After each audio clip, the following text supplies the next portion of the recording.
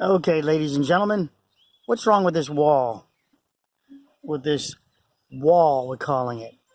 I'm calling it, referring to it as. It's leaning over.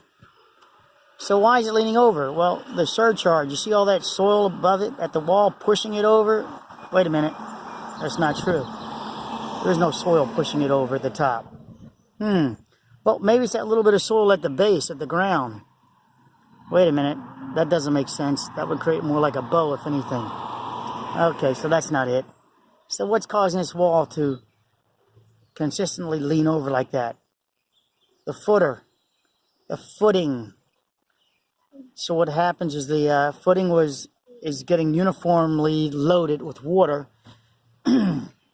saturating the underside of it, and the underside would be this side. So there's two sides, this side and this side. So this is how we'll look at it.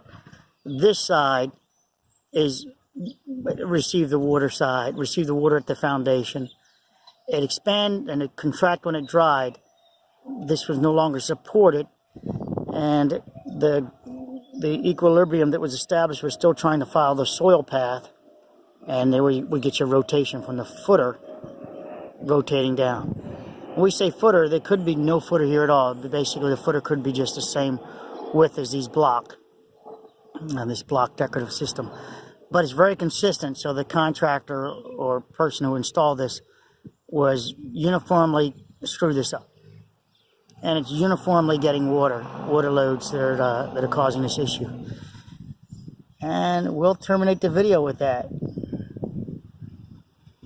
I would look for a sprinkler system, something like that, but it's uniformly loading.